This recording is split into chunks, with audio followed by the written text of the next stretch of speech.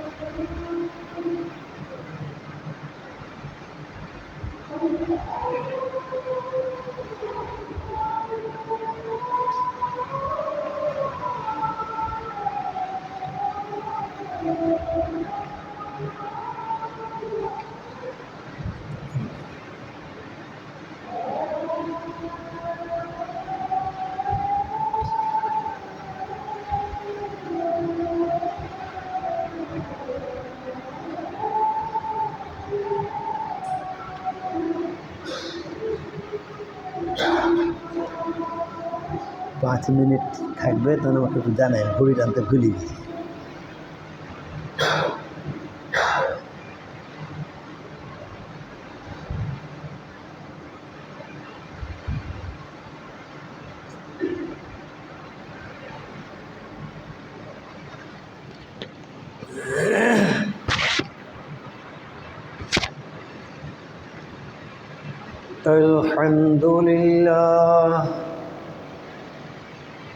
الحمد لله نحمده ونستعينه ونستغفره ونؤمن به ونتوكل عليه ونعوذ بالله من شرور أنفسنا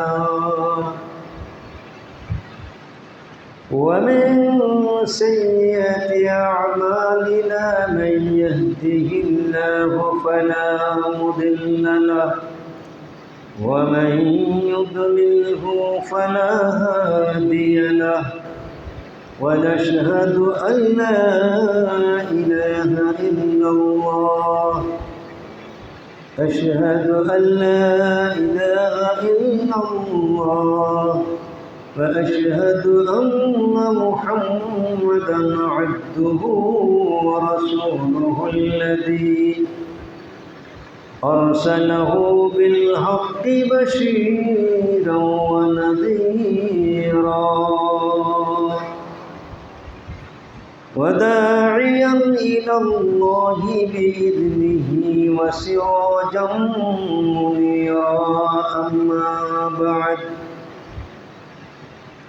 أما بعد فقد قال الله تعالى في كلامه المجيد وفرقانه الحميد أعوذ بالله من الشيطان الرجيم بسم الله الرحمن الرحيم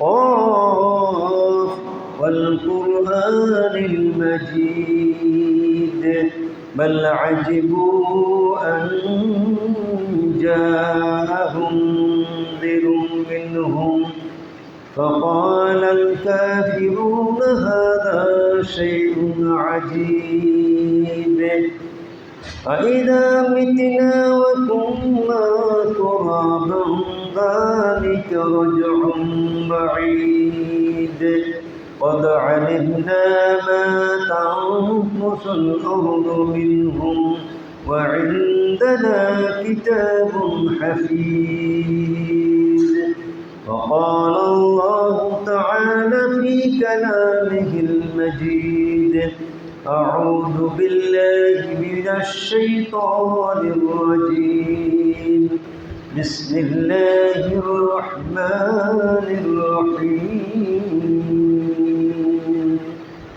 يا أيها الناس اتقوا ربكم الذي خلقكم من نفس واحدة وخلق منها زوجها وبث منهما رجالا كثيرا ونساء واتقوا الله الذي تساءلون به والأرحام إن الله كان عليكم رقيبا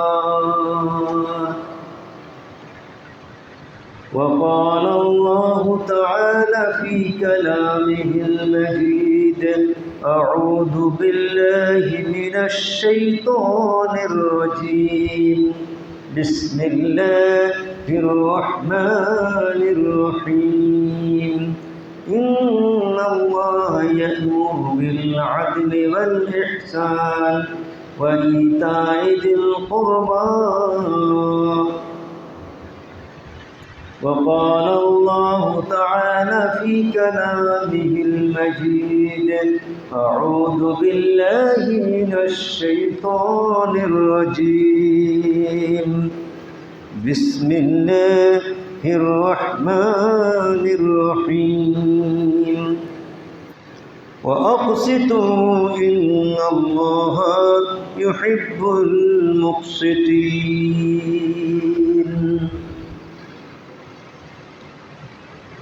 عن عبد الله بن عمر رضي الله تعالى عنه قال رسول الله صلى الله عليه وسلم وما لم تحكم أئمتهم بكتاب الله ويتخيروا مما أنزل الله إلا جعل الله بأسهم بينهم ابن ماجه যাবতীয় প্রশংসা ও স্তুতিবাদ একমাত্র আল্লাহ রাব্বুল ইজ্জাতের জন্য, সকলে বলুন আলহামদুলিল্লাহ। অসংখ্য দরুদ ও সালাম নাযিল হোক সাইয়্যিদুল মুরসালিন খাতামুন নবিয়্যিন হযরতে মুহাম্মদুর রাসূলুল্লাহ সাল্লাল্লাহু আলাইহি ওয়াসাল্লাম। আজকে বিভিন্ন বিষয়ের উপরে আলোচনা হবে। তার মধ্যে প্রধান আলোচনা এটা হচ্ছে আদল সম্পর্কে, ইনসাফ কায়েম সম্পর্কে। আল্লাহ পাক রব্বুল আলামিন কোরআনে করিম সূরা আন-নাহল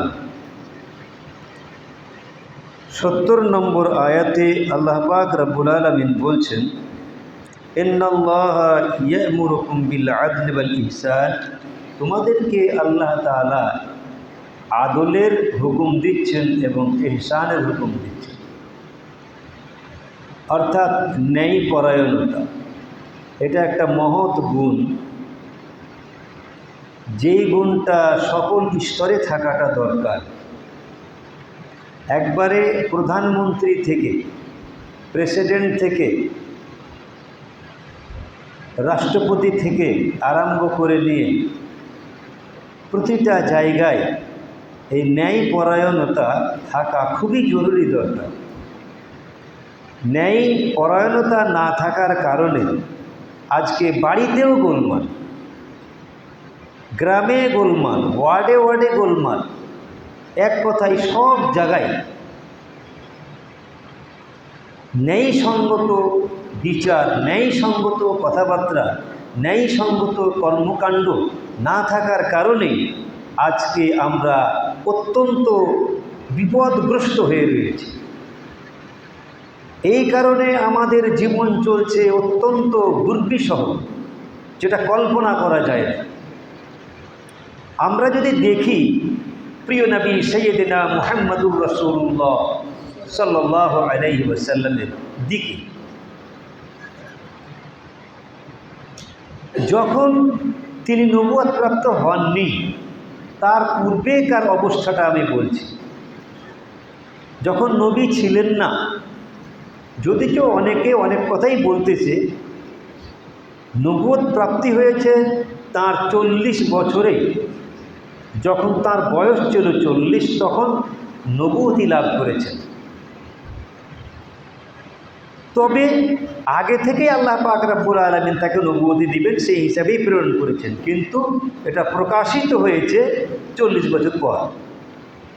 তো নবিয়ানা মুহাম্মদুর রাসূলুল্লাহ সাল্লাল্লাহু আলাইহি ওয়াসাল্লাম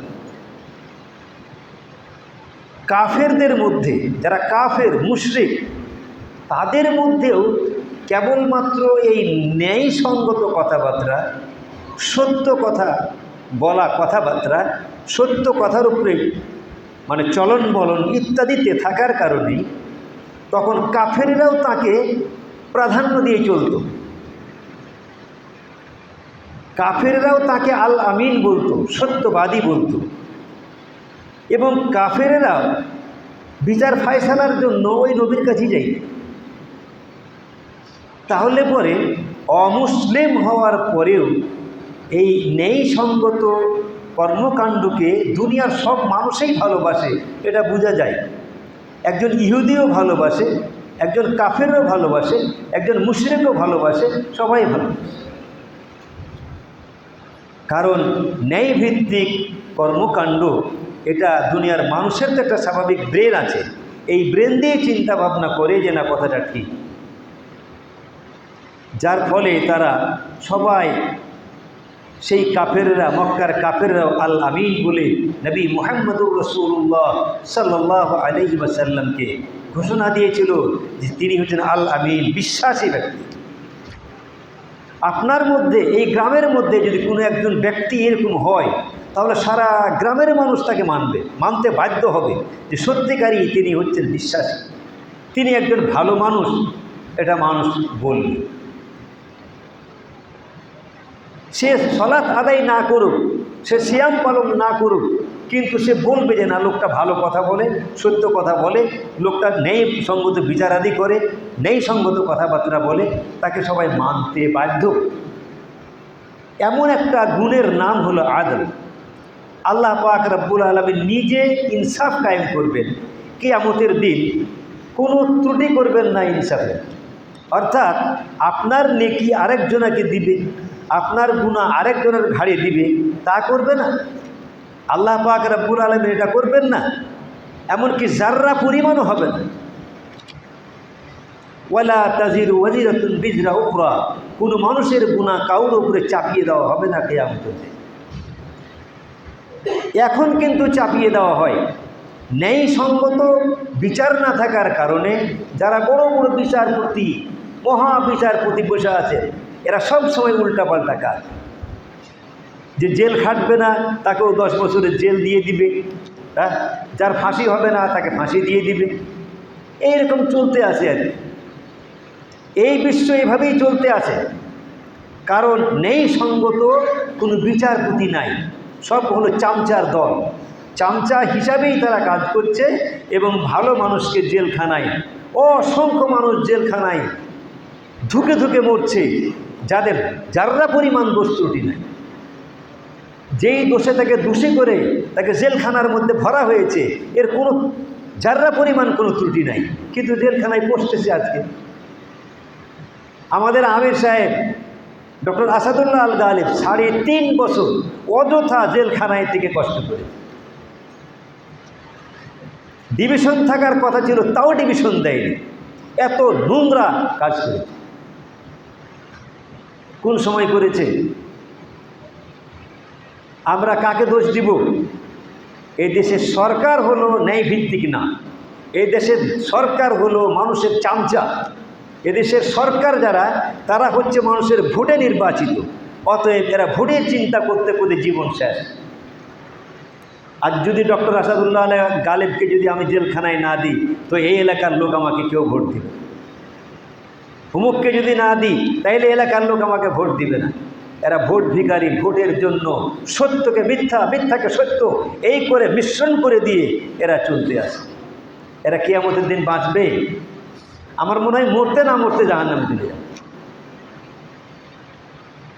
বাঁচার কোনো বুদ্ধি নাই।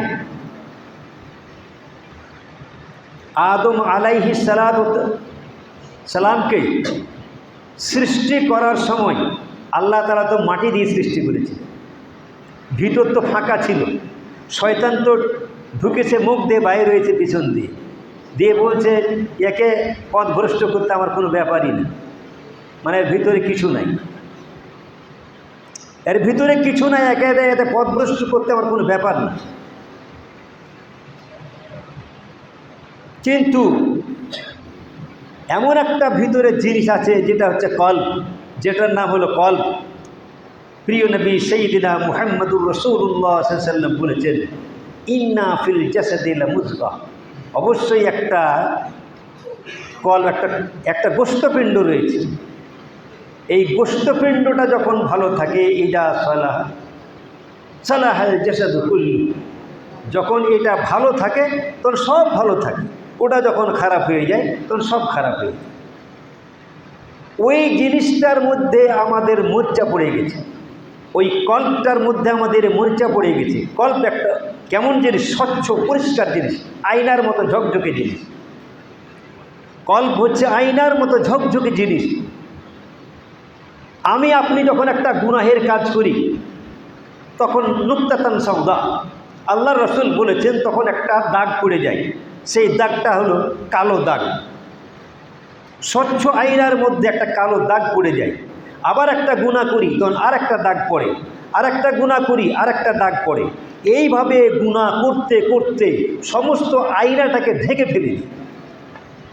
আর আমাদের কোনো রকমের ওই আয়নাতে আর মুখ দেখা যাবে? যাবে না। কারণ যে কালো দাগ পড়তে পড়তে পড়তে গোটা আয়নাকে ঢেকে দিয়েছে।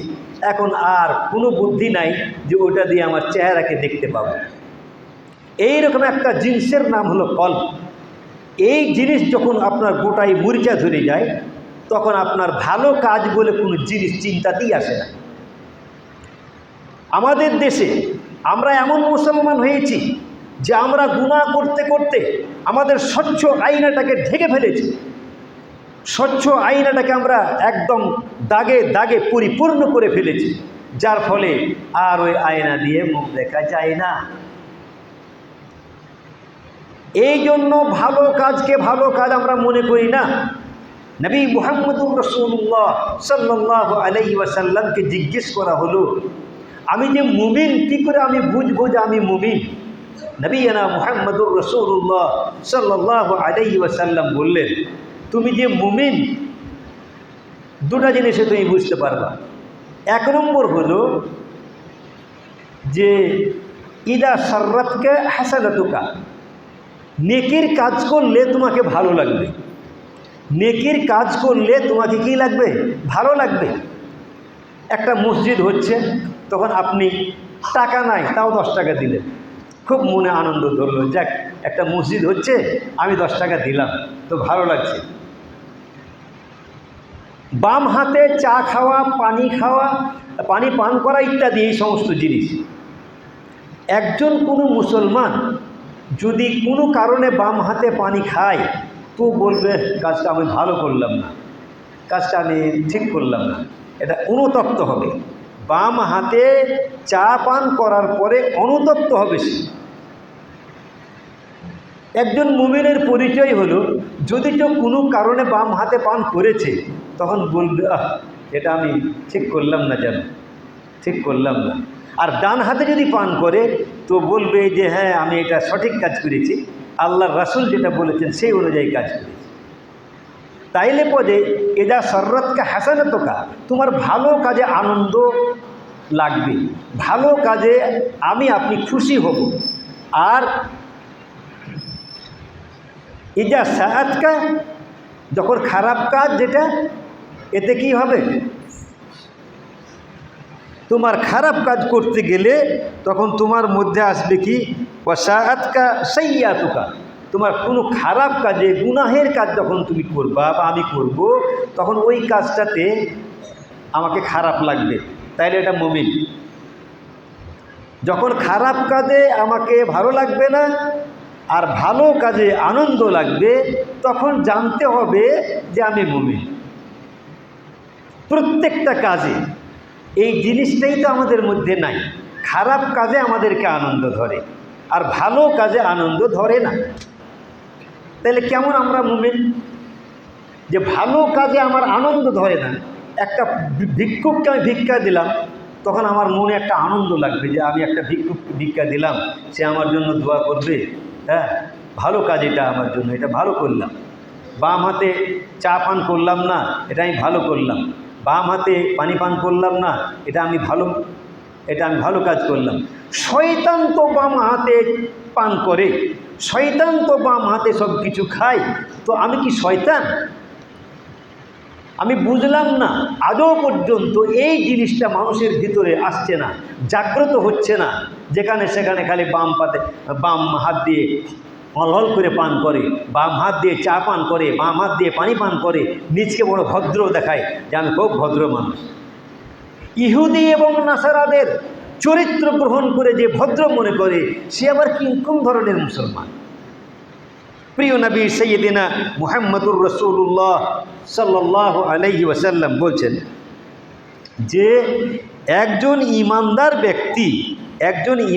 ব্যক্তি যখন সে ভালোকে ভালো মনে করে না, খারাপকে খারাপ মনে করে না, সবই তার কাছে সমান যদি হয়ে যায়, তাহলে ওর ইসলামিয়ত, তার মুসলমানিত্ব কেমন থাকতে পারে, এটা আল্লাহ রাসূল ওই জন্যই বলে দিয়েছেন যে ইদা সাররাতকা হাসানাতুকা ওয়া সাআতকা সাইয়্যাতুকা, তখনই জানবা যে তুমি সত্যিকারে একজন মুমিন, তোমার ঈমান আছে, এটা বোঝা যাবে। আর যদি এইটুকুই না থাকে তাহলে ঈমানের কিছুই বোঝা যাবে না। আমরা আমাদের দেশে যে সমস্ত নেতারা আমাদের রাষ্ট্র চালাচ্ছে, তাদের অবস্থা কেমন? তাদের কি ইনসাফ আছে না নাই? তাদের অন্তর কি ঠিক আছে? নাই। কারণ অন্তরের ভিতরে সবারই অন্যায় কাজ করে করে তাদের অন্তরে কালো দাগ পড়ে যেয়ে গোটা আয়নাকে ঢেকে দিয়েছে। এখন আর কিছুই দেখা যায় না, যার ফলে সরকার কি আর সরকারের যারা আশেপাশে আছে তারা কি, সবাই একরকম হয়ে গেছে। আল্লাহ যেন আমাদেরকে এমন একটা সরকার দান করেন যেই সরকারটা কল্যাণকর হবে। আল্লাহর রাসূল বলেছেন ওই সত্যিকারী নির্বাচিত সরকার, ওটাই আল্লাহর পক্ষ থেকে নির্বাচিত সরকার, যে কি করবে, সরকার নির্বাচিত হয় আল্লাহর পক্ষ থেকে, কিন্তু কোনো সময় ভালো হয়, কোনো সময় খারাপ হয়। খারাপ হয় কেন? যে আমরা খারাপ, আমরা চরম অন্যায়কারী। এই অন্যায়কারীদের জন্য এমন একটা দুর্ধর্ষ সরকার আল্লাহ তাআলা দিয়ে দিবেন যে আমাদের মতো জনগণকে এদেরকে পিটে গুঁড়া করে দিবে, এদেরকে হাড্ডি ভেঙে দেবে গুঁড়া করে, এরকম সরকারও আল্লাহ তাআলা দিয়ে দিবেন। যখন আবার মানুষগুলি ভালো হবে, আল্লাহ পাক রব্বুল আলামিন তাদের সরকারও ভালো দিবে। অর্থাৎ সরকার জনগণের জন্য দোয়া করবে, এরকম সরকার হয়ে যাবে। সরকার জনগণের জন্য দোয়া করবে, আর জনগণ সরকারকে পেয়ে এত খুশি হবে যে তারাও মানে সরকারের জন্য দোয়া করবে, যে আল্লাহ তাকে দীর্ঘজীবী করো, হে আল্লাহ তাকে অনেক দিন রাখো, হে আল্লাহ তাকে অনেক দিন এই কার্যক্রম চালিয়ে যাবার তুমি তাকে তৌফিক দান করো, এরকম করে দোয়া করবে। আর সেও দোয়া করবে জনগণের জন্য যে হে আল্লাহ তুমি আমার জনগণকে ভালো রাখো, আমার জনগণকে সুস্থ রাখো। কিন্তু এটা কি হয়?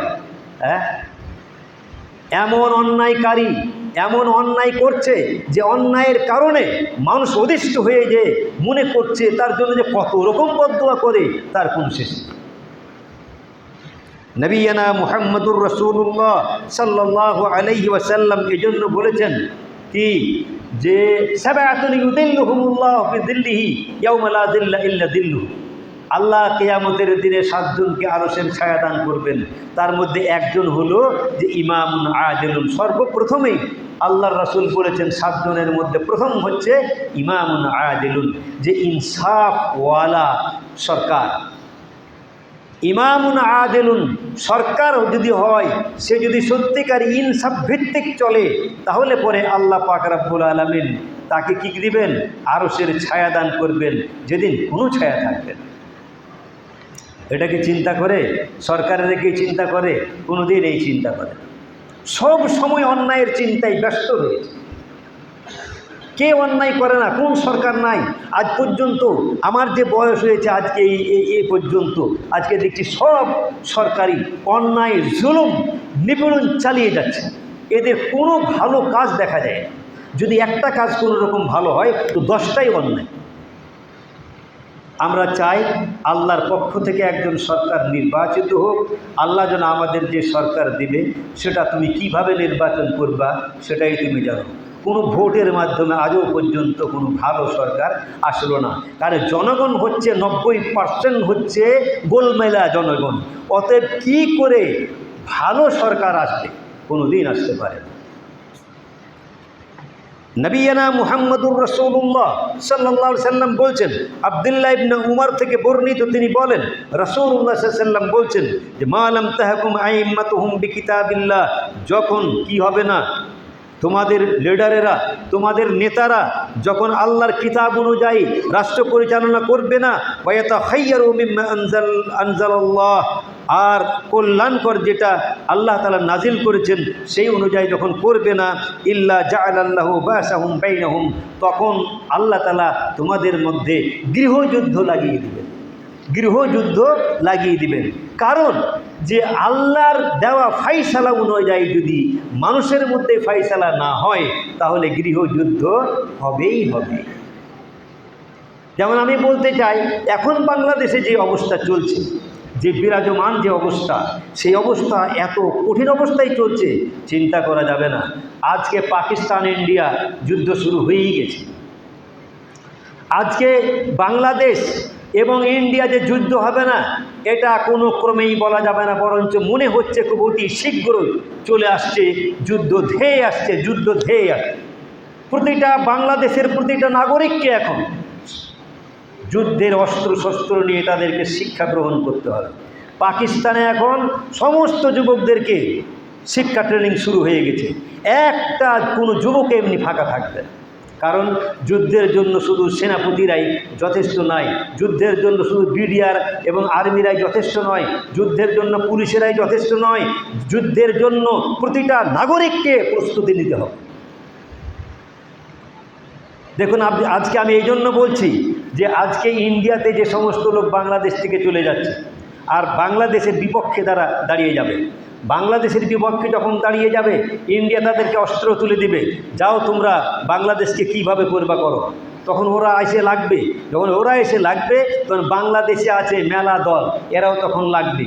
তখন দেখা যাবে কি গৃহযুদ্ধ শুরু হয়ে যাবে, বাংলাদেশে গৃহযুদ্ধ শুরু হয়ে যাবে। ওই বিএনপি মারবে আওয়ামী লীগকে, আওয়ামী লীগ মারবে বিএনপিকে, মারবে জামাতকে, জামাত মারবে বিএনপিকে, জামাত মারবে আওয়ামী লীগকে। এইরকমভাবে চতুর্দিক থেকে একটা বিশাল ফিতনা সৃষ্টি হয়ে যাবে। এই দেশটার জন্য এই অবস্থা ঘটবে, তখন কি উপায় থাকবে? কোনো উপায় থাকবে? কোনো উপায় থাকবে না। যেহেতু যেই দেশে আল্লাহর দেওয়া বিধান অনুযায়ী ফয়সালা হয় না, সেই দেশে আল্লাহ তাআলা গৃহযুদ্ধ লাগিয়ে দিবেন। লাগাও তোমরা, তখন মারামারি করে সবাই নিজেরাই মরো। মুসলমানেরাই আমাদের বাংলাদেশে এই নিজেরা মরবে, কোথাও যাওয়া লাগবে না, নিজেরাই মরবে। প্রিয় নবী সাইয়্যিদিনা মুহাম্মদুর রাসূলুল্লাহ সাল্লাল্লাহু আলাইহি ওয়াসাল্লাম তাই বলেছেন যে তোমরা আল্লাহর দেওয়া বিধান অনুযায়ী কিছু ফয়সালা করার চেষ্টা করো, অন্যথায় তোমরা টিকে থাকতে পারবে না। এই পৃথিবীতে তোমরা একে অপরের সঙ্গে শুধু মারামারিই করবা। কেন আজকে দেখা যাচ্ছে না বাংলাদেশে একে অপরকে মারছে? বাংলাদেশে বিএনপি, আওয়ামী লীগ, জামাত সব মিলে খালি মারামারির ধান্দায় ব্যস্ত রয়েছে। কে কখন কাকে মারবে খুঁজে পাওয়া যাবে না। প্রিয় নবী সাইয়্যিদিনা মুহাম্মদুর রাসূলুল্লাহ সাল্লাল্লাহু আলাইহি ওয়াসাল্লাম বলেছেন এটা একটা কিয়ামতের আলামত, যে একটা মানুষকে কেন মারছে সে জানবে না, আর কেন মরলো সেটাও জানবে না, কেন মারা হচ্ছে সেটাও জানবে না। এমন অবস্থা, কি কারণে হচ্ছে মারা তাও জানবে না। দেখা যাচ্ছে তাই হচ্ছে বাংলাদেশে, ওই রকমই হচ্ছে। এক পর্যায়ে এরকম ঘটবে যে সব ধরাশায়ী হয়ে পড়ে থাকবে, ওখানে 5টা লাশ, ওখানে 10টা লাশ, ওখানে 5টা লাশ, এরকম হয়ে পড়ে থাকবে। অতএব আগেই সজাগ হতে হবে, আগেই দৃষ্টিকে আমাদের উঁচু করে দেখতে হবে যে কোথায় কি অবস্থা বিরাজ করছে। প্রিয় নবী সাইয়্যিদিনা মুহাম্মদুর রাসূলুল্লাহ সাল্লাল্লাহু আলাইহি সাল্লাম বলেছেন যে সাবায়াতুন ইউদিল্লুহুমুল্লাহু বিযিল্লিহি ইয়াওমা লা যিল্লা ইল্লা যিল্লুহু, কিয়ামতের দিন যেদিন আরশের ছায়া থাকবে না, সেদিন 7 জন ব্যক্তিকে আল্লাহ আরশের ছায়া দান করবেন। তার মধ্যে একজন হলো কে? একজন হচ্ছে ইমামুন আদিলুন, ইনসাফওয়ালা নেতা, ইনসাফওয়ালা প্রেসিডেন্ট, ইনসাফওয়ালা প্রধানমন্ত্রী, এবং যে সমস্ত মন্ত্রীরা আছে তারা সবাইকেই ইনসাফের উপরে কায়েম থাকতে হবে, অন্যথায় কোনো দিন আমাদের দেশ ভালো থাকবে না। দেখুন আজকে বর্তমান বাংলাদেশে আমাদের ইসলামী ফাউন্ডেশন বাংলাদেশ, এই যে ইসলামী ফাউন্ডেশনের যে নিয়ম নীতি, এই নীতির ভিতরেও যা কিছু ছিল এবং কোরআনের কিছু নিয়মকানুন এখনও বাংলাদেশে যতই যেরকমই লোক হোক না কেন, যেরকমই দলের লোক তারা আসুক না কেন, ক্ষমতায় আসুক না কেন, তারা কিন্তু এখনও কোরআনের আইনকে কেউ বাতিল করে। কিন্তু নারী সংস্কার কমিশন বলে একটা দাবি জানিয়েছে মেয়েরা, এরা হচ্ছে সবাই আমেরিকার দালাল, কেউ হচ্ছে ইসরায়েলের দালাল, কেউ হচ্ছে ওই রাশিয়ার দালাল, কেউ হচ্ছে চোরের দালাল। এই সমস্ত দালালগুলো নারী কমিশন, সংস্কার কমিশন তারা দরখাস্ত করেছে ডক্টর ইউনূসের কাছে। এই সময় একটা সুযোগ পেয়েছি যে এই সময় আমরা করলে খুব ভালো কাজ বাড়বে। ওরা সমান অধিকার চাই। সমান অধিকার বলতে কী চাই? সমান অধিকার চাই, তো সমান অধিকার আমরাও বলবো যে ঠিক আছে তোমরাও সমান অধিকার নাও। তাহলে একজন পুরুষেরা মাঠে নাঙ্গল বইতো, একদিন পুরুষেরা মাঠে টলি বাইতো, একদিন পুরুষেরা ইট বাইতো, তো তোমরা এখন ইট বাহো, সবাই ইট ঘাড়ে করে নিয়ে আসো, তারপরে তোমরা হাল বোয়াও, রোদে যায় কাজ করো। সমান অধিকার নেব, খালি জমি সমান অধিকার নাকি? যে পুরুষেরা পাবে ডবল, আমরা কেন একরা পাবো? এটা একটা কোরআনের সঙ্গে সরাসরি সাংঘর্ষিক। অর্থাৎ কোরআন বলছে যে তুমি পাইবা, পুরুষ পাবে ডবল আর মেয়েরা পাবে তার হাফ পাবে। এটা আল্লাহ তাআলা কোরআনে বলেছে। আর এরা কোরআনকে বাদ দিয়ে বলছে এইটা সব অন্যায়ভাবে, এটা মৌলবীরা এই চিন্তা ভাবনা করে পুরুষেরা নিজেরা বেশি নিবে তার জন্য এটা করছে। এটা মানা যাবে না। এরা কোরআনকে মানতে রাজি না। এরা হচ্ছে রাশিয়ার দালাল, আমেরিকার দালাল, এরা 5 গোলাম। এই সমস্ত মহিলারা কি বলবো, আর এত নোংরা মহিলা হতে পারে না যারা কোরআনের বিরুদ্ধে যারা দরখাস্ত দিয়েছে যে নারী সংস্কার কমিশন, আবার নাম রেখে সংস্কার করতে হবে। আল্লাহ পাক রাব্বুল আলামিন বলছেন তুমি পাবা ডবল, আরও পাবে অর্ধেক। তো অর্ধেক পাওয়ার পরে তার থেকেও বেশি পেয়ে যাইছে, কারণ একজন পুরুষ পায় 2 বিঘা জমি আর ও পাবে 1 বিঘা জমি। তো 2 বিঘা জমি যদি ও পায়, তো 1 বিঘা যদি ও পায়, ও স্বামীর থেকে ফের আবার ভাগ পাবে, ও আবার স্বামীর থেকেও ভাগ পাবে। তারপরে তার কোনো খরচ নাই, একটুও খরচ নাই, সম্পূর্ণ স্বামী খরচ করে। ও বাড়িতে যখন আসে, ভাইয়ের বাড়িতে আসে, ওই ভাই তাকে চালায়, ভাই কাপড় দেয়, ভাই খাইতে দেয়, ভাই সব কিছু করে। আর আল্লাহ তাআলা যে নিয়ম নীতি বলে দিয়েছেন, সেই নিয়ম নীতির বিরুদ্ধে যারা দাঁড়াবে তাদেরকে আমরা মানতে রাজি না।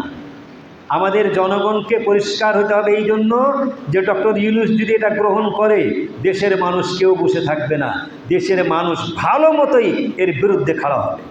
অতএব এই যেন এর থেকে বিরত থাকার জন্য চিন্তা ভাবনা করে। তারা আর একটা বলেছে যে এহ জাগতিক আমরা চাই। নারী সংস্কার কমিশনের মধ্যে তারা বলেছে এইটা আমরা যেটা দিয়েছি এহ জাগতিক, এটা এই দুনিয়ার জন্য এবং মানবিকতার জন্য। ওরা খুব মানবিক বুঝে, ওরা খুব মানবিক বুঝে। মানবিক মানে যেমন আমেরিকার মেয়েরা উলঙ্গ হয়ে রাস্তায় থাকে, এইরকম এটা চাই মানবিক। এটাই মানবিক দিক নাকি ওদের? বিহায়া, অশ্লীলতা, এই ভাষাগুলোও চলবে না। এরা বলছে এইরকম অস্পষ্ট ভাষা চলবে না, পরিষ্কার ভাষা বলতে হবে। অশ্লীল, যেমন অশ্লীল, অশ্লীল বলতে পারে কথাই হতে পারে, কাজে হতে পারে, কাপড় চোপড় হতে পারে, এরকম একটা মেলা এর মধ্যে কাজ আসছে আর কি। তো এইরকম মানে যে সংক্ষিপ্ত কোনো ভাষা চলবে না, যা বলতে হবে তো পরিষ্কার। ন্যাংটা তো ন্যাংটাই বলতে হবে, বলতে উলঙ্গ তো উলঙ্গই বলতে হবে। বলে এটা অশ্লীল, অশ্লীল চলবে না, ভাষাটাকেও চেঞ্জ করতে হবে। এতই বিহায়া নারীরা, এই সমস্ত মেয়েরা, এরা হচ্ছে আমেরিকার দালাল, এরা হচ্ছে রাশিয়ার দালাল, এরা হচ্ছে ইসরায়েলের দালাল, এরা হচ্ছে কি বলে যে আরও ইতালির দালাল। এই সমস্ত জায়গার দালালগুলো এসে এইখানে মুসলমানদের প্রাণে আঘাত দেওয়ার জন্য সার্বিক চেষ্টা করছে। কোনো একটা মুসলিম ভালো স্কলারকে তো ডাকলো না, কোনো একজন ভালো মুসলিমা একটা নারীকে রাখলো না ওইখানে। ওদের দরকার পড়ে না, যেহেতু ওরা তো অন্য রকমের মানুষ, ওদের দরকার পড়ে না। আমি বলতে চাই যে না, অবশ্যই অবশ্যই এদের সমস্ত দাবি দাওয়াকে, অশ্লীল দাবি দাওয়াকে প্রত্যাখ্যান করতে হবে। প্রত্যাখ্যান না করলে দেশের জনগণ কিন্তু আপনাকে ছাড়বে না। অতএব সাবধানতা অবলম্বন করুন। নবিয়ানা মুহাম্মদুর রাসূলুল্লাহ সাল্লাল্লাহু আলাইহি ওয়াসাল্লাম বলেছেন, ইবনে ওমর রাদিয়াল্লাহু তাআলা আনহু থেকে বর্ণিত, সামি'তু রাসূলুল্লাহ সাল্লাল্লাহু আলাইহি ওয়াসাল্লাম ইয়াকুলু কুল্লুকুম রাইন ওয়া কুল্লুকুম মাসউলুন আন রাইয়াতিহি। আল্লাহর রাসূল বলছেন, তোমরা প্রত্যেকে এক একজন রাখাল, তোমাদের রাখালিত্ব সম্পর্কে কিয়ামতের দিন জিজ্ঞাসিত হবে। অর্থাৎ তোমাদেরকে জিজ্ঞেস করবে আল্লাহ পাক রব্বুল আলামিন, তুমি তোমার দেশকে কিভাবে চালিয়েছো, তুমি কেমন প্রেসিডেন্ট, তুমি কেমন নেতা, তুমি কেমন কি বলে যে তুমি মন্ত্রী ছিলা, তোমার দেশকে কিভাবে চালিয়েছো। আল্লাহ পাক রব্বুল আলামিন কিয়ামতের দিন তাকে ধরবে। তখন সে কি করবে? কি করবে? তখন কোনো বুদ্ধি থাকবে না, জাহান্নাম যাওয়া ছাড়া আর কোনো পথ থাকবে না। তো আমাদের দেশের নেতারা, এরা তো জাহান্নামও বুঝে না, জান্নাতও বুঝে না, কারণ যে ইমানই তো নাই। ইমানই তো নাই, না হলে পরে মাজারে যে বলে, বাবা আমাকে এবার পাস করাইও, এবার আমি ভোটে দাঁড়িয়েছি, বাবা তুমি আমাকে পাস করাইও। এই ইমান থাকে এতে? ইমান সত্যুরমার হয়ে, ধ্বংস হয়ে, নষ্ট হয়ে, শেষ হয়ে যায়, পথভ্রষ্ট হয়ে যায়। নবিয়ানা মুহাম্মদুর রাসূলুল্লাহ সাল্লাল্লাহু আলাইহি ওয়াসাল্লাম বলছেন, আলা কুল্লুকুম রাইন ওয়া কুল্লুকুম মাসউলুন আন রাইয়াতিহি। তুমি প্রত্যেকেই, তোমরা হচ্ছে এক একজন রাখাল, তোমাদের রাখালিত্ব সম্পর্কে জিজ্ঞেস করা হবে। যেমন আমার বাড়ির কথা শুরু করি, যে আমার বাড়ির রাখাল হলাম আমি যদি বাড়িকে ঠিক মতো চালাইতে না পারি, কিয়ামতের দিন আমাকে আল্লাহ ধরবে। তোমার বাড়িকে তুমি কিভাবে চালিয়েছিলে, তোমার মেয়ে কিভাবে চলেছিল, তোমার ছেলে কিভাবে চলেছিল, তোমার স্ত্রী কিভাবে চলেছিল। অতএব আমাকে জিজ্ঞাসা করবেন, আমাকে তার জবাবদিহি করতে হবে। জবাবদিহি করতে পারবে সে সময়। চলে গেল বাড়ি, তারপরে গ্রামের যে মণ্ডল, তাকেও আল্লাহ ধরবে যে তোমার গ্রামকে তুমি কিভাবে চালিয়েছিলে। তারপরে ওয়ার্ড কমিশনারকে ধরবে, তোমার ওয়ার্ডকে কিভাবে চালিয়েছিলে। এভাবে প্রত্যেকটা যেতে যেতে শেষ পর্যন্ত এই দেশের যে নেতা, এই দেশের যে মন্ত্রী, এই মন্ত্রী শাসিত দেশের মন্ত্রীকে আল্লাহ তাআলা ধরবে, প্রেসিডেন্ট শাসিত দেশের প্রেসিডেন্টকে আল্লাহ পাক রব্বুল আলামিন ধরবেন। তোমার দেশকে তুমি কিভাবে চালিয়েছিলে, উত্তর দিতে পারবে? হ্যাঁ? আজকে যেখানে সেখানে অন্যায় আর অবিচার চলছে, সেখানে কি করে সে উত্তর দিবে? তাহলে পরে ওর জন্য জাহান্নাম প্রস্তুত রয়েছে, কিন্তু জাহান্নাম সম্পর্কে ধারণাই নাই যে জাহান্নামটা কেমন জিনিস। সুবহানাল্লাহ, জাহান্নাম এমনই জিনিস, আল্লাহ পাক রব্বুল আলামিন বলছেন যে জাহান্নাম এমনই একটা জিনিস যে মানুষের অন্তরকে পুড়িয়ে ছাই করে দেওয়া হবে। যেই অন্তরে আল্লাহকে জায়গা দেয়নি, যেই অন্তরে আল্লাহ পাক রব্বুল আলামিনের ছাড়া অন্য কাউকে জায়গা দিয়েছে, এই অন্তরকে আল্লাহ তাআলা এমন করে পুড়িয়ে ছাই করে দেবে। অন্তর যখন পুড়বে তখন আপনার গোটা শরীর জ্বলতে থাকবে, গোটা শরীর জ্বলে পুড়ে ছাই হয়ে যাবে। সূরা কি বলে যে হুমাজা পড়বেন, তাহলেই বুঝতে পারবেন যে হুমাজাতে কি বলা হয়েছে। কাল্লা লায়ুমবাযান্না ফিল হুতামা ওয়া মা আদরাকা মাল হুতামা নারুল্লাহিল মুকাদা আল্লাতী তাত্তালিউ আলাল আফিদা। আপনার অন্তরসমূহকে পুড়িয়ে ছাই করে দেবে আল্লাহ পাক রব্বুল আলামিন। কেন? যে এই অন্তরে আপনি মেলা ভূতকে জায়গা দিয়েছিলেন। এই অন্তরে জায়গা দিয়েছিলেন খাজা বাবাকে, এই অন্তরে জায়গা দিয়েছিলেন ওই কি বলে যে কুসুম্বার কি বলে যে ওই পুকুরকে, দিঘিকে, এই অন্তরে জায়গা দিয়েছিলেন শাহজালালের মাজারকে, এই অন্তরে জায়গা দিয়েছিলেন আপনি এই কি বলে যে শাহ মখদুমের মাজারকে, শাহ মখদুমের পীরকে এখানে জায়গা দিয়েছিলেন। আপনি এই অন্তরে জায়গা দিয়েছিলেন কি বলে যে যাকে যে মরে গেছে আর কি, এই যে আমাদের নওদাপাড়াতে একটা আছে দেওয়ানবাগি, এই দেওয়ানবাগিকে আপনি জায়গা দিয়েছিলেন আপনার অন্তরে, অর্থাৎ আপনার অন্তরকে পুড়িয়ে ছাই করে দাও। আল্লাহ পাক রব্বুল আলামিন বলছেন যে শোনো, সাবধান হয়ে যাও, তোমরা এর থেকে বেঁচে থাকার জন্য চেষ্টা করো। আর তোমরা সরকার হয়েছ, তোমরা ন্যায় সঙ্গত বিচার আদি করবা। ন্যায় সঙ্গত বিচার আদি করা সম্পর্কে প্রিয় নবী সাইয়্যিদিনা মুহাম্মদুর রাসূলুল্লাহ সাল্লাল্লাহু আলাইহি ওয়াসাল্লাম বলছেন, আন আমর ইবনে আল আস রাদিয়াল্লাহু তাআলা আনহু আন্না রাসূলুল্লাহ সাল্লাল্লাহু আলাইহি ওয়াসাল্লাম قال اذا حكم الحاكم فاجتهد ثم اصاب فله اجران واذا حكم فاجتهد ثم اخطا فله আজরুন। বুখারী শরীফের হাদিস, আমর ইবনে আল আস থেকে বর্ণিত। তিনি বলছেন রাসূলুল্লাহ সাল্লাল্লাহু আলাইহি ওয়াসাল্লাম বলেছেন, ইদা হাকামাল হাকিম, কোনো হাকিম যখন ফয়সালা করে, কোনো বিচারক যখন বিচার করে, ফয়সালা করে, ফাজতাহাদা, খুব চেষ্টা করলো, সুম্মা আসাবা, তারপরে সে চেষ্টা করার পরে ঠিক হলো, অর্থাৎ ঠিক মতো বিচারটা পেয়ে গেল, সত্য যেটা ন্যায় নিষ্ঠার বিচার সেটাই পেয়ে গেল, তো রাসূল করিম সাল্লাল্লাহু আলাইহি ওয়াসাল্লাম বলছেন ফালাহু আজরানে, তার ডবল নেকি পাবে। ওয়াইদা হাকামা ফাজতাহাদা, আর কোনো ব্যক্তি যদি সত্য উদ্ঘাটনে চেষ্টা করেছে, ব্যর্থ হয়েছে, সত্য উদ্ঘাটন করতে পারেনি। আমাদের দেশে তো আজকাল এমন দল, এই দলটা হচ্ছে নিজের দলের যদি চোর হয় তাও বলবে আমার দলের এই লোক সাধু, আমার এই দলের লোক খুব ভালো লোক। ও যদি চোরও হয়, ডাকাত হয়, খুনি হয়, তো বলবে না খুব ভালো, এ কোনো দিন এই কাজ করতে পারে। দল, এটার জন্যই এই দল নোংরা দল। রাজনীতির দলগুলো হলো সব নোংরা দল, কারণ যে নিজের দলের মানুষকে বলবে ফেরেশতা, অন্য দলের লোককে বলবে চোর, অন্য দলের লোককে বলবে খুনি, অন্য দলের লোককে সব চাপিয়ে দিয়েছে। দেখছেন না আপনারা, দেখছেন না আজকে বর্তমান যুগে যে এই দলের কেউ মরছে, কে মারছে না মারছে, কি হচ্ছে না হচ্ছে, সরাসরি বিএনপির উপর চাপিয়ে দিচ্ছে। আর যদি বিএনপির কেউ কিছু হচ্ছে তো সরাসরি আওয়ামী লীগের উপর চাপাচ্ছে। মানে অযথা এগুলো, মানে যা মনে লাগছে তাই করছে। প্রিয় নবী সাইয়্যিদিনা মুহাম্মদুর রাসূলুল্লাহ সাল্লাল্লাহু আলাইহি ওয়াসাল্লাম বলছেন, কোনো বিচারক যদি বিচার করে ফাজতাহাদা, আর সে যদি ভালো মতো গবেষণা করে, খুব ভালোভাবে খুঁটিনাটি করে দেখে শুনে যদি বিচারটা সঠিক করতে পারে, তো আল্লাহর রাসূল বলছেন ফালাহু আজরান, সে ডবল নেকি পাবে। এবং তার জন্য তো আল্লাহ পাক আর আল্লাহ রাসূল বলে দিয়েছেন যে সে আরশের ছায়া পাবে কিয়ামতের দিন, যেদিন কোনো ছায়া থাকবে না। তারপরে আল্লাহ রাসূল বলেন ওয়াইদা হাকামা ফাজতাহাদা, কেউ যদি ফায়সালা করে, চেষ্টা করলো সঠিক বিচারটাকে উদ্ঘাটনের জন্য, সঠিক ঘটনাকে উদ্ঘাটনের জন্য সে চেষ্টা করলো, কিন্তু হলো না, ফাজতাহাদা সুম্মা আখতা, তারপরেও ভুল সিদ্ধান্ত হয়েই গেল। মানে চেষ্টা করেছে, চেষ্টা করার পরে আর হলো না, একটা ফায়সালা দিল, তো ফায়সালাটা যখন দিল তখন দেখা গেল যে ভুলই হয়ে গেছে, কিন্তু আসলে সে তো ভুল মনে করেনি, সে সঠিক মনে করেই দিয়েছে, ভুল মনে করেনি। যার ফলে আল্লাহর রাসূল বলছেন সে একরা নেকি পাবে, ডবল নেকি না পেয়ে সে তার অর্ধেক নেকি পাবে। অর্থাৎ একরা নেকি পাবে। এখন আসেন যে ও তো এটা পেল, কিন্তু যেই ব্যক্তি জেনে শুনে অন্যায় করে একটা মানুষের বিচার দিয়ে তাকে জেলখানায় ঢুকালো, অন্যায় করে ফাঁসিতে চড়ালো, অন্যায় করে বছরের বছর তার উপরে অন্যায় চলছে, জুলুম চলছে, এইটার ব্যাপারে কি হবে? এটার ব্যাপারে ওর জাহান্নাম ছাড়া আর কোনো পথ নাই। অতএব এইটাতেই আমরা বেশি পছন্দ করি। আর আবি হুরায়রা রাদিয়াল্লাহু তাআলা আনহু قال قال রাসূলুল্লাহ সাল্লাল্লাহু আলাইহি ওয়াসাল্লাম, আল্লাহর রাসূল বলেছেন, মান ওয়ালিয়াল কাদা ফাকাদ জুবিহা বিগাইরি সিক্কিন।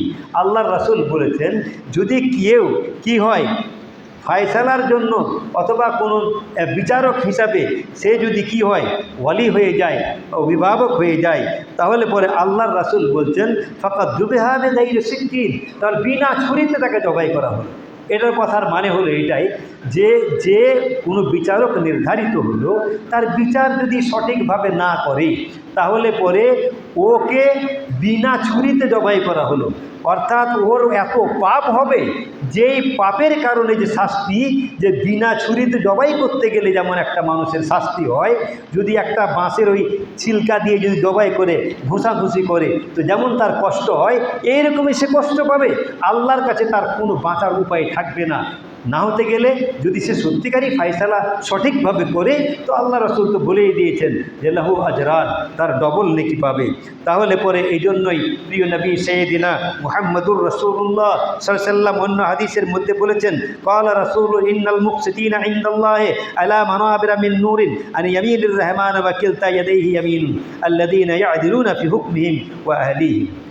আল্লাহর রাসূল বলেছেন, ইন্নাল মুকসিতিন, ন্যায় বিচারক, ন্যায় সঙ্গত, প্রত্যেকটা কাজে যে ন্যায় সঙ্গতভাবে করবে, আল্লাহর রাসূল বলছেন যে ইনদাল্লাহি আলা মানাবিরা মিন নূর, আল্লাহর নিকটে নূরের যে মিম্বার রয়েছে, নূরের যে চেয়ার রয়েছে, ওই চেয়ারের মধ্যে আল্লাহ তাআলা তাকে বসার জায়গা দিবে, যেই চেয়ারটা নির্ধারিত রয়েছে আন ইয়ামিনির রহমান, আল্লাহ পাক রব্বুল আলামিনের ডান দিকে রয়েছে। ওয়া কিলতা ইয়াদাইহি ইয়ামিনুন, আল্লাহর দুই হাতেই হচ্ছে কি? ডান হাত। আল্লাহর দুই হাতেই হচ্ছে ডান হাত, আল্লাহর কোনো বাম হাত নাই, আল্লাহর দুই হাতেই হচ্ছে ডান হাত। প্রিয় নবী সাইয়্যিদিনা মুহাম্মদুর রাসূলুল্লাহ সাল্লাল্লাহু আলাইহি ওয়াসাল্লাম বলেছেন, অতএব আল্লাহ পাক রব্বুল আলামিনের ডান দিকে যে নূরের চেয়ার রয়েছে, যেই নূরের সম্মানিত চেয়ার রয়েছে, এই চেয়ারের উপরে বসবে, এই চেয়ারে আল্লাহ জায়গা দিবেন কার? যেই ব্যক্তি ন্যায়সঙ্গত সমস্ত কর্মকাণ্ড চালাইতে পারে, এই ব্যক্তিকে আল্লাহ পাক রব্বুল আলামিন এই মর্যাদা দান করবেন কিয়ামতের দিন। আল্লাযীনা ইয়াদিলুনা ফি হুকমিহিম, যারা ইনসাফ করে তার ফায়সালায়। আর বলা হয়েছে ওয়া আহলিহিম, অর্থাৎ যদি আপনার পরিবারের মধ্যেও যদি আপনি সঠিক ফায়সালা করতে পারেন, আল্লাহ পাক রব্বুল আলামিন তাকেও সম্মানে ভূষিত করবেন। আমরা দেখতে পাই না আমাদের বাড়ির মধ্যে কীরকম ফায়সালা চলে, এক বেটাকে একরকম দেখি আর এক বেটাকে একরকম দেখি। গ্রামের মধ্যে দেখি একজনাকে একরকম ফায়সালা, আর একজনের জন্য আর একরকম ফায়সালা। একটা গরিব মানুষ হযরত আবু বকর সিদ্দিক রাদিয়াল্লাহু তাআলা আনহু বলছেন, আমার কাছে ওই ব্যক্তি হচ্ছে সবচাইতে শক্তিশালী যেই ব্যক্তির কথা মানুষ মানতে চাহে না, যেই ব্যক্তির কথা মানুষ গ্রাহ্য করে না। যেমন ধরেন একটা ফকির মানুষ, একটা ফকির মানুষের কথা কে মানে, কে শুনে? ওর কথা কেউ শুনে না, কিন্তু তার অন্তরটার সঙ্গে আল্লাহর সম্পর্ক রয়েছে, তার অন্তরটার সঙ্গে আল্লাহর সম্পর্ক রয়েছে। অর্থাৎ সেই লোকটাই হলো আমার কাছে খুবই শক্তিশালী। যেই লোককে কেউ মানে না, যেই লোককে কেউ চাহে না, ওই লোক আমার কাছে হলো খুব শক্তিশালী। মানে আমার কাছে সে হলো শক্তিশালী, আমার চাইতেও তার বেশি শক্তি আমার কাছে। কারণ তার অনেক পাওনা আছে আমার কাছে, আমাকে দিতে হবে, তাকে না দিলে সে মানবে না। কিন্তু আমার কাছে ওই ব্যক্তি অতি দুর্বল, যে বিশাল ধনী মানুষ, ইচ্ছা করলে সব কিছুই করতে পারবে সময়ের মধ্যে, কিন্তু তার কল্প আল্লাহর সঙ্গে জড়িত না, সে ইসলামের মধ্যে নাই। অতএব সে আমার কাছে কোনো সময় শক্তিশালী নয়, সে আমার কাছে অতীব দুর্বল, অতীব দুর্বল, অতীব দুর্বল। আজ আমাদের কি অবস্থা? আমাদের ইমানের এমন দুর্বলতা ঘটেছে যে যার বেশি টাকা পয়সা, যার বেশি অন্যায়, সেই আমাদের কাছে সবচাইতে বেশি শক্তিশালী। আর যার কিছু নাই ওকে আমরা দূর দূর করে তাড়িয়ে দিই, ওর কোনো দাম নাই। আল্লাহ পাক রব্বুল আলামিন সূরা আবাসা ওয়া তাওয়াল্লা এ নাজিল করেছিলেন কার ব্যাপারে? একজন অন্ধের ব্যাপারে নাজিল করেছিলেন, যেই অন্ধটার কোনো শক্তি ছিল না, যেই অন্ধটা আল্লাহ রাসূলের কাছে আসতে চাই যে আমি কোরআন শুনবো, আমি ঈমান এনেছি, ঈমান আমল করব, তার জন্য রাসূলের কাছে আসতে চাই সাল্লাল্লাহু আলাইহি ওয়াসাল্লাম। কিন্তু আল্লাহ রাসূল অন্যদিকে একটু মাথাটা ঘুরিয়ে নিচ্ছেন যে কাফের মুশরিকেরা যারা বড় বড় মানে জ্ঞানী গুণীর অধিকারী, তাদের দিকে আল্লাহ রাসূল একটু যাচ্ছিলেন। আল্লাহ পাক রব্বুল আলামিন আয়াত নাযিল করে বলে দিলেন, যে তোমার কাছে যাইতে চায় তাকে বাদ দিয়ে ওই সমস্ত লোকদের তুমি চিন্তা ভাবনা করো, বাদ দাও। চিন্তা করেছেন? আল্লাহ আয়াত নাযিল করে এটা জানিয়ে দিলেন। তাহলে বলুন আমরা কাকে দুর্বল ভাবি আর কাকে সবল ভাবি? এটা আমাদের ঈমানের পরিচয়। কারণ যে আমাদের ঈমান যেমন দুর্বল হয়েছে, আমরা যে অন্যায় করে তাকেই সব কিছু ভাবি, আর যে দুর্বল তাকে আমরা একদম হটিয়ে দিই। এটা হচ্ছে আমাদের চরিত্র। প্রিয় নবী সাইয়্যিদিনা মুহাম্মদুর রাসূলুল্লাহ সাল্লাল্লাহু আলাইহি ওয়াসাল্লাম বলছেন, দেখেন আজকে আমি বলতে যাচ্ছিলাম যে এই যে নারী কমিশন, নারী সংস্কার কমিশন, এটা ওরা চায় সমান অধিকার। এটা সরাসরি সাংঘর্ষিক, কোরআনের সঙ্গে সাংঘর্ষিক। ওরা কোরআনের সঙ্গে সাংঘর্ষিক। তারা চাচ্ছে যে ছেলেরা যদি বিয়ে করে 4টা, তো মেয়েরা কেন পারবে না? এটা তসলিমা নাসরিন বলেছিল না? তসলিমা নাসরিন বলেছিল যে যদি মেয়েরা কি বলে, একটা ছেলে যদি 4টা বিবাহ করতে পারে, তো একটা মেয়ে কেন 4টা স্বামী রাখতে পারে? আচ্ছা আপনারাই বলেন, এইটা যদি ওরা সমান অধিকার চায় তাহলে কি পারবে? পারবে ওরা? কোনো দিন পারবে না। কারণ একটা কথা আমি উদাহরণ দিয়ে বলি, 4টা স্বামী রয়েছে, একই দিনে 4 জন ব্যক্তি ওই স্ত্রীর কাছে গেল, মিলন ঘটালো, একটা বাচ্চা হলো। একটা বাচ্চার পরে তো 4টা আর হবে না, ওই একটাই হবে। তো আল্লাহ পাক রব্বুল আলামিন একটা বাচ্চা দিল, দেওয়ার পরে ওই বাচ্চাটাকে 4 জন মিলে এখন হুড়াহুড়ি করবে না? বলবে ওটা আমার বাচ্চা, ও বলবে আমার বাচ্চা, ও বলবে আমার বাচ্চা, ও বলবে আমার বাচ্চা।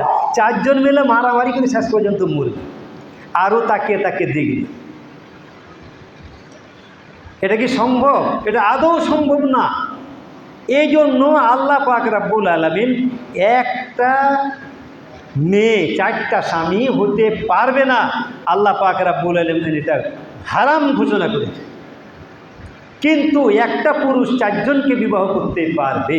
কারণ একজন পুরুষ তারই একটাই, 4টা যদি ছেলে হয় চায়ের মায়ের থেকে, তো ও বলবে এটা আমার ছেলে, ও বলবে এটা আমার ছেলে, একই রকম ভালোবাসবে, একই রকম তার ভালোবাসা আসবে। আর মায়েদেরও তাই হবে, ওই একই রকম ভালোবাসা আসবে তার উপরে, তার নিজের ছেলের উপরে, তার নিজের ছেলের উপরে, তার নিজের ছেলের উপরে। আল্লাহ পাক রব্বুল আলামিন যে ফয়সালা করে দিয়েছেন তার বিপরীতে চলবে? হ্যাঁ, এইটা ফয়সালা নিয়ে একবার ইমাম আবু হানিফা রাহিমাহুল্লাহ তার কাছে এইরকম একটা প্রশ্ন করা হয়েছিল।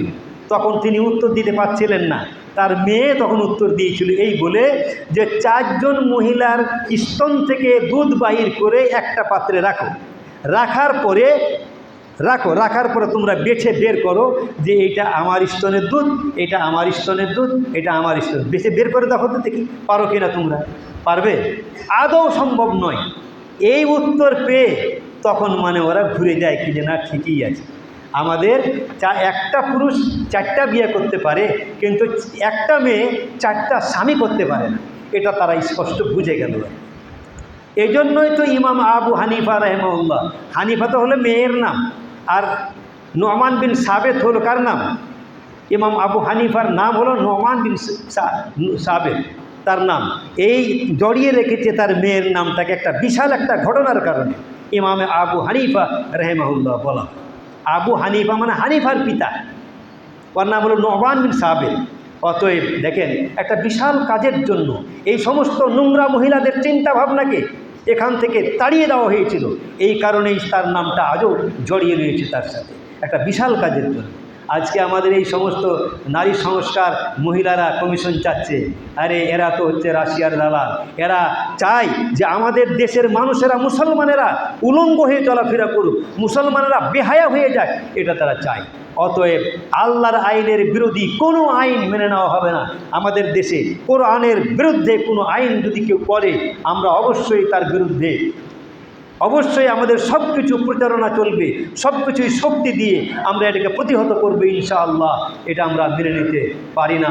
অতএব আমরা চাই যে অতি দ্রুত এই সমস্ত নারী সংস্কার কমিশনের যে তারা ফায়সালা একটা দিয়েছে, মানে দরখাস্ত জানিয়েছে, অতি তাড়াতাড়ি দরখাস্তকে আউট করা হোক। এই দরখাস্ত রাখারই কোনো মানে নাই। আর রিজালু কাওয়ামুনা আলান নিসা, আল্লাহ পাক বলছেন মহিলারা পুরুষের আন্ডারে থাকবে, আল্লাহ তাআলা করে দিয়েছে।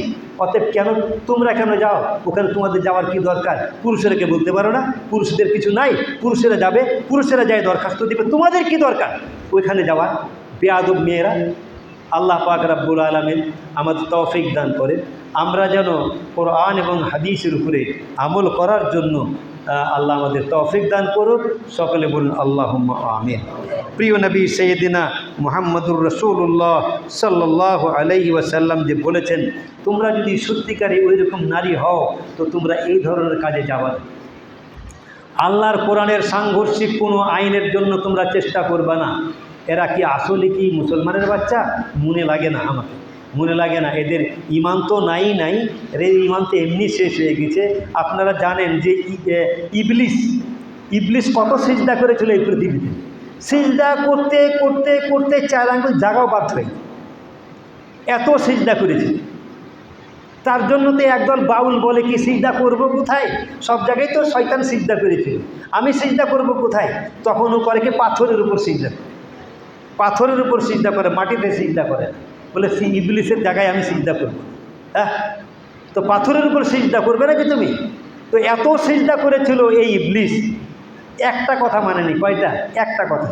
খালি আল্লাহ তাআলা বললেন উসজুদু লিআদামা, আদমকে তুমি আদমের কাছে মাথা নত করো। তো বলল খালাক্তানি মিন নার ওয়া খালাক্তাহু মিন তিন, আমাকে তুমি সৃষ্টি করেছো আগুন দিয়ে আর ওকে মাটি দিয়ে, এই আমি তো করতে পারবো না। এই একটা জায়গায় ও ভুল করেছিল। একটা জায়গায় ভুল করার জন্য আল্লাহ পাক রব্বুল আলামিন বললেন ওয়া কানা মিনাল কাফিরিন, সে কাফেরদের অন্তর্ভুক্ত। তাহলে কি মনে করি আমরা এখন? এই যে এক গোটা কোরআনের আয়াতকে তারা অস্বীকার করে, এদেরকে দলিত মথিত করা উচিত। হয় এদেরকে বলতে হবে তোমরা তাড়াতাড়ি ফিরে আসো, যদি ফিরে না আসো তাহলে পরে তোমাদের জন্য কেবলমাত্র মৃত্যু অপেক্ষা করছে, আর কিছু না। এটা বলে দিতে হবে তাদের। কারণ যে এরা মুরতাদ, যে এরা হচ্ছে মুরতাদ। মুরতাদের একটাই কথা, আল্লাহর রাসূল বলেছেন কোনো ব্যক্তি মান বাদ্দালা দীনাহু ফাকতুলুহু, আল্লাহর রাসূল বলেছেন, বুখারী শরীফের হাদিস, আল্লাহ রাসূল বলেছেন কেউ যদি তার দ্বীনকে পরিবর্তন করে ফাকতুলুহু, তাকে হত্যা করো। অতএব এর হত্যা ছাড়ার কোনো বুদ্ধি নেই, কোনো উপায় নাই। যদি এটা না মানতে চায় তাহলে পরে তার শাস্তিটা এটাই কোরআন হাদিসের শাস্তি। আল্লাহ পাক রব্বুল আলামিন আমাদেরকে তৌফিক দান করুক। সকলে বলুন আল্লাহুম্মা আমিন। ওয়া আখিরু দাওয়ানা আনিল হামদুলিল্লাহি রাব্বিল আলামিন। বারাকাল্লাহু লানা ওয়া লাকুম ফিল কুরআনিল আযীম ওয়া নাফা'না ওয়া ইয়্যাকুম বিল আয়াতি ওয়া যিকরিল হাকীম। ইন্নাহু তাআলা জাওয়াদুল কারীমুম মালিকুল বাররুর রাউফুর রহিম।